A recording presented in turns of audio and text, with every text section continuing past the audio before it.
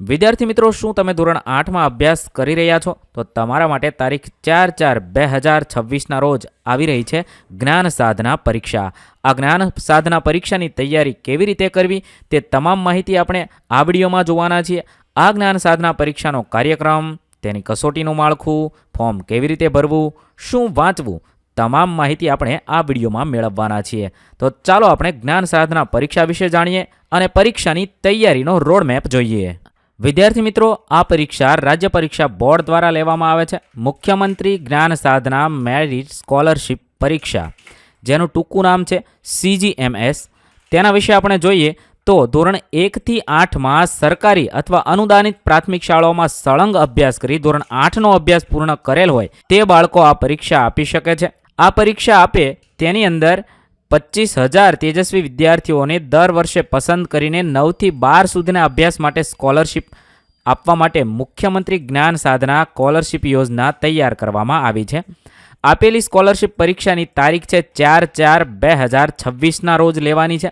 આખો પરીક્ષાનો કાર્યક્રમ જોઈએ તો જાહેરનામું બહાર પડી ગયું છે 3/2/2026 અને ફોર્મ પણ ભરવાનું શરૂ થઈ ગયું છે. 5/2/2026થી 16/2/2026 સુધી આ ફોર્મ ભરાવાના છે.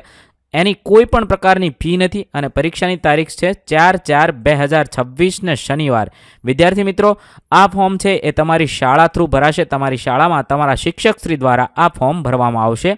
બેસવા માટેની પાત્રતા જોઈએ, કોણ કોણ પરીક્ષા આ આપી શકે તેના વિશે જોઈએ તો ધોરણ 1થી 8માં સળંગ અભ્યાસ કરી ધોરણ 8માં અભ્યાસ કરતા હોય કે પાસ થયેલા હોય તેવા વિદ્યાર્થી આવક મર્યાદા ધ્યાને લીધા વગર તમામ વિદ્યાર્થીઓ આ પરીક્ષા આપી શકે છે, જેમાં કોઈ આવક મર્યાદા છે નહીં.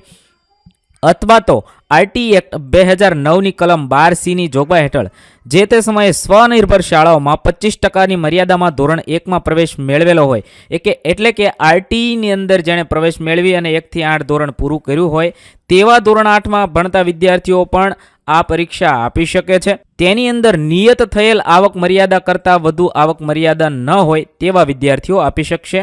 ત્યારબાદ આગળ જોઈએ ખાનગી શાળાની અંદર ભણતા ધોરણ 8માં વિદ્યાર્થીઓ. ખાનગી શાળામાં જે ધોરણ 8માં વિદ્યાર્થીઓ અભ્યાસ કરે છે તેઓ પણ આ પરીક્ષા આપી શકે છે, પરંતુ તેમને ફક્ત રક્ષા શક્તિ સ્કૂલમાં એડમિશન મળે છે, જે જગ્યાના બેઠકના 25%ની મર્યાદામાં ધોરણ 9માં પ્રવેશ મળે છે. પરીક્ષાની ફીની વાત કરીએ તો ફ્રી છે, કોઈ પણ પ્રકારની ફી નથી. કસોટીનું માળખું, આ પરીક્ષાની અંદર શું શું પૂછાશે, કેટલા માર્કનું પેપર હશે તેના વિશે વાત કરીએ તો કુલ 120 પ્રશ્ન અને 120 ગુણ અને તેના માટેનો સમયગાળો છે 150 મિનિટ, એટલે કે 2.5 કલાકનો સમય છે. આ કસોટીની અંદર મેટ અને સેટ 2 વિભાગ આપવામાં આવ્યા હશે. મેટ વિભાગ 40 માર્કનો હશે અને સેટ વિભાગ 80 માર્કનો હશે. મેટ વિભાગની અંદર તાર્કિક યોગ્યતાના પ્રશ્નો પૂછાશે અને સેટ વિભાગની અંદર તમારા વિષયના પ્રશ્નો, જેની અંદર ગણિત, વિજ્ઞાન, અંગ્રેજી, ગુજરાતી, હિન્દી આ બધાનો સમાવેશ કરવામાં આવ્યો હશે, જે ધોરણ 8નું માળખું હશે. વિદ્યાર્થી મિત્રો, 40 અને 80 એટલે કુલ 120 માર્કની આ પરીક્ષા હશે. જો કોઈ દિવ્યાંગ વિદ્યાર્થી હોય, લૈયા સાથે પરીક્ષા આપતા હોય તો તેને 50 મિનિટનો વધારાનો સમય મળી શકે છે. અભ્યાસક્રમની વાત કરીએ તો ધોરણ 8નો અભ્યાસક્રમ હોય છે. બૌદ્ધિક યોગ્યતા કસોટીના 40 પ્રશ્નો શાબ્દિક, અશાબ્દિક, તાર્કિક ગણતરીના એટલે કે પેટર્નના હોય, શ્રેણીના હોય, વર્ગીકરણના હોય એવા બધા પ્રશ્ન, છુપાયેલી આકૃતિ આવા પ્રશ્ન હશે.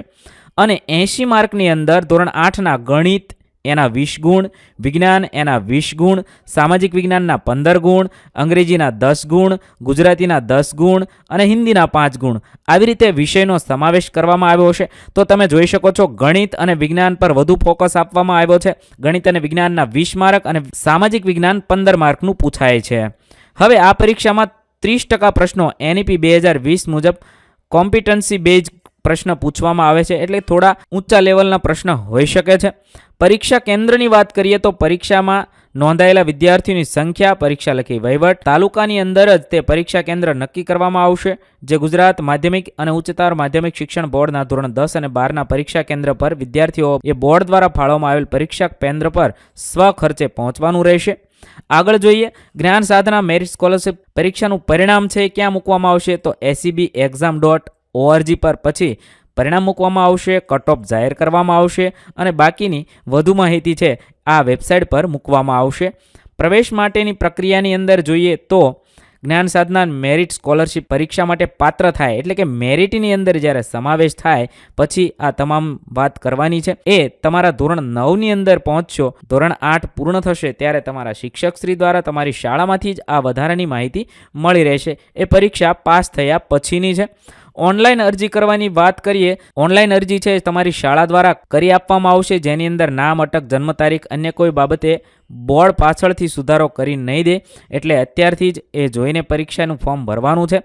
તમારા શિક્ષકશ્રી દ્વારા આપેલી વેબસાઇટ પરથી આ ફોર્મ ભરવામાં આવશે. 5/2/2026 થી 16/2/2026 સુધીની અંદર આ ફોર્મ ભરાઈ જશે. વિદ્યાર્થી મિત્રો, આ ફોર્મ ભરી અને તૈયારી કરવા લાગી જાઓ, જેની અંદર ગણિત, વિજ્ઞાન અને સામાજિક વિજ્ઞાન વધુ વાંચો, તેના ઉપર વધુ ભાર આપો અને પરીક્ષાની તૈયારી કરો.